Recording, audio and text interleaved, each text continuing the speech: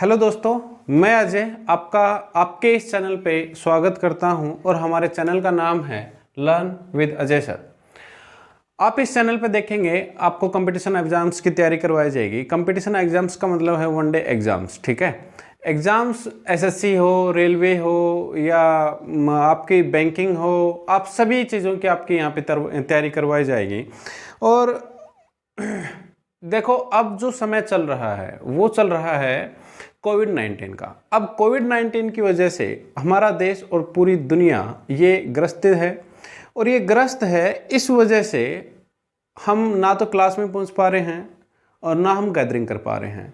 तो हमने सोचा कि आपको ऑनलाइन और बेस्ट आपको क्वालिटी दी जाए, कंटेंट दिया जाए, बेस्ट टीचर्स के द्वारा आपको पढ़ाया जाए, ताकि आपकी जो तैयारी है वो अफेक्टेड ना हो। देखिए, तैयारी तो आपको करनी ही पड़ेगी। अभी आप ये सोच रहे हो कि हम कोविड-19 है, एग्ज़ाम्स नहीं हो रहे, फलाना ढिमकाना, जो भी आपके नेगेटिव थॉट्स आ रहे हैं माइंड में, उन सभी को निकालिए। आप पॉजिटिव सोचिए, क्योंकि आप ये जानते हैं, आपके अंदर ये है कि एग्ज़ाम्स तो होने हैं, और जब एग्ज़ाम्स होंगे तो एकदम से तैयारी नहीं हो पाएगी। आप अभी से रेगुलरिटी के साथ पढ़ते रहें ताकि एग्ज़ाम्स आए तब आप केवल रिवीजन कर पाएँ, ठीक है।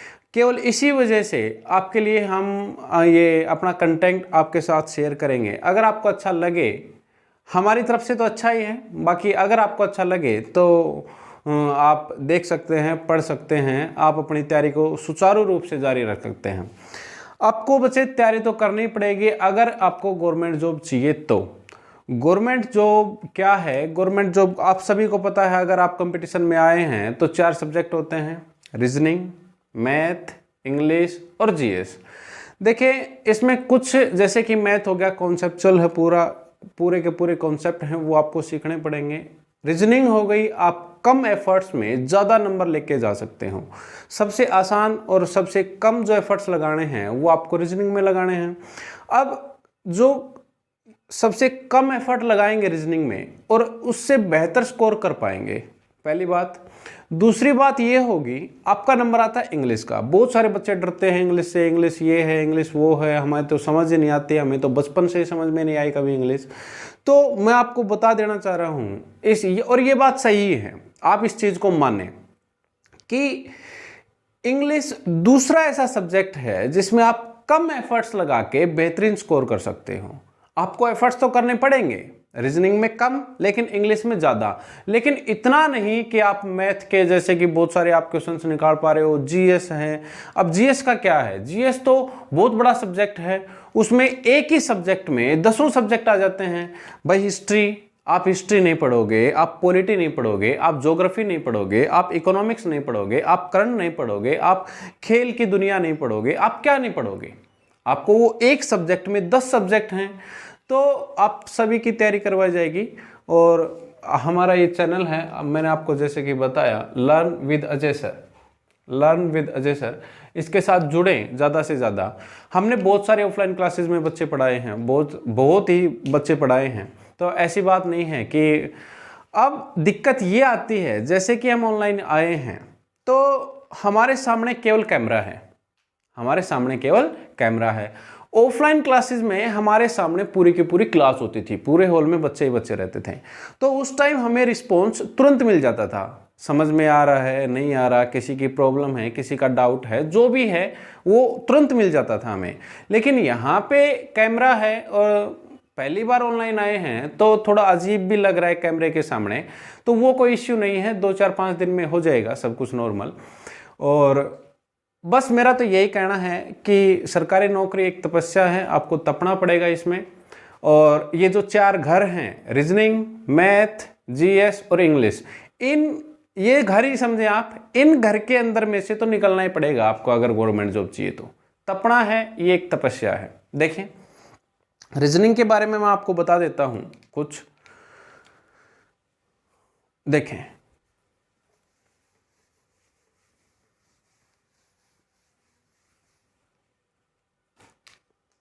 रीजनिंग जो सब्जेक्ट है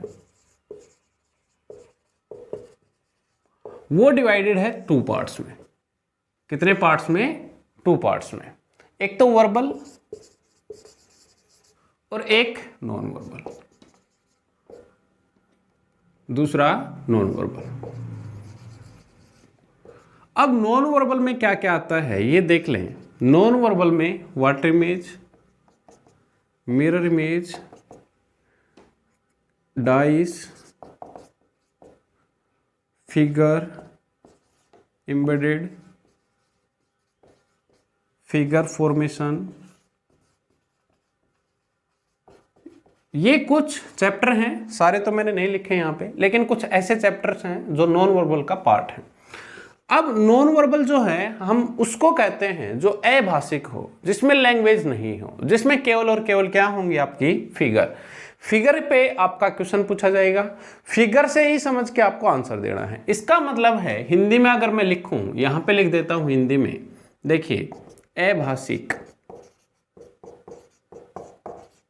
अभाषिक, और इसका मतलब होता है भाषिक। ये 2 पार्ट्स में डिवाइडेड है, CSR, LR प्लस AR।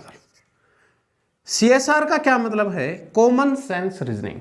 इसका क्या मतलब है? Common sense reasoning. अच्छा, LR का क्या मतलब है? Logical reasoning. AR का क्या मतलब है? Analytic reasoning. देखें CSR में क्या मिलेंगे? CSR में आपको मिलेगा alphabet test, alphabet test, alphabet test मिल जाएगा, डिस्टेंस एंड डायरेक्शन मिल जाएगा, और अर्थमेटिकल रीजनिंग मिलेगी, अर्थमेटिकल रीजनिंग मिलेगी, अर्थमेटिकल रीजनिंग मिल जाएगी। मतलब ऐसे बहुत सारे चैप्टर हैं जो कॉमन सेंस रीजनिंग के पार्ट हैं, चैप्टर हैं। अब लॉजिकल रीजनिंग में कौन से आएंगे? लॉजिकल रीजनिंग में आता है आपका कथन एवं निष्कर्ष, कथन एवं पूर्वानुमान, कथन एवं कार्यवाही। ये सारे के सारे जो स्टेटमेंट एंड अजम्पशंस हैं, ये सारे चैप्टर किस में आते हैं?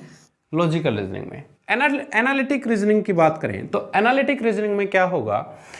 प्रॉब्लम सॉल्विंग, पजल आ गए, सीटिंग अरेंजमेंट। आप बोलोगे सीटिंग अरेंजमेंट तो इसमें भी है, लेकिन इसमें एनालिटिक रीजनिंग में seating arrangement, seating plus BR ये दे देगा। BR का मतलब blood relation.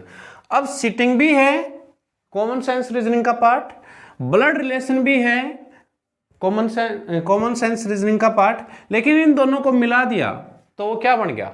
Analytic reasoning. Analytic reasoning मतलब जो बैंकिंग में ये दोनों के दोनों हैं, बैंकिंग में ये दोनों के दोनों पार्ट बहुत ज़्यादा पूछे जाते हैं, ठीक है।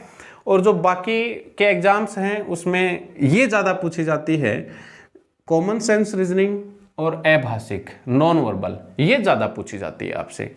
ये बैंकिंग का पार्ट है, ज़्यादा पूछ लिया जाता है बाकी अदर एग्जाम्स में भी, लेकिन ये ज़्यादा पूछा जाता है। एनालिटिक रीजनिंग मैंने बता दिया आपको, 2 चीज़ें या 3 चैप्टर एक साथ मिला दिए जाएंगे। लॉजिकल रीजनिंग का पार्ट है कथन एवं कार्यवाही, कथन एवं पूर्वानुमान, कथन एवं निष्कर्ष, ये सारे के सारे किसके पार्ट हैं? लॉजिकल रीजनिंग के। तो हम डिटेल में पढ़ेंगे, हम पढ़ेंगे रीजनिंग को। रीजनिंग की जो भी आपकी क्लासेस दी जाएंगी वो कॉन्सेप्चुअल प्लस ट्रिक दोनों से आपसे पढ़ाया जाएगा। चलो इसी के साथ हम विदा लेते हैं आपसे। मैंने आपको सारी चीज़ें बता दी हैं, हमारे चैनल के बारे में बता दिया, रीजनिंग के बारे में बता दिया। रीजनिंग के बारे में इसलिए बता दिया क्योंकि मैं रीजनिंग अभी सबसे पहले रीजनिंग स्टार्ट करने वाला हूँ, ठीक है। सबसे पहले आपकी रीजनिंग की क्लासेज आएंगी तो मैंने आपको सबसे पहले रीजनिंग का बता दिया क्या क्या कुछ शेड्यूल हैं। रीजनिंग का ये ब्रीफिंग है, आप देख लें। इसमें ये पूरे चैप्टर्स नहीं लिखे हैं, कभी सोचो कि सर ये तो 4-5 चैप्टर हैं। इसमें मैंने एक ही चैप्टर दिखाया है कि ऐसे आता है, पूरे चैप्टर्स नहीं है। इसमें मैंने लिखे ही नहीं है और मैंने वैसे बोल के बता दिया आपको ओरली। अब इसमें भी 3 चैप्टर लिखे हैं, ये ना सोचे कि 3 ये चैप्टर हो गए, 2 ये हो गए, 5 और 5 ये हो गए, 10 चैप्टर में रीजनिंग खत्म। नहीं, रीजनिंग में काफ़ी चैप्टर्स हैं। ये तो आपको सिर्फ एक डेमो था, ये ब्रीफिंग थी कि ऐसे ऐसे हम करवाएंगे। ये पार्ट होता है रीजनिंग का, ठीक है। चलो हाँ, जो हमारा ये जो चैनल है ये तो बाद में भूल ही गया क्योंकि नए नए हैं, ठीक है। नए नए हैं तो ये बात हम भूल गए कि हमारे चैनल को सब्सक्राइब करें, शेयर करें, लाइक करें अगर आपको अच्छा लगे तो।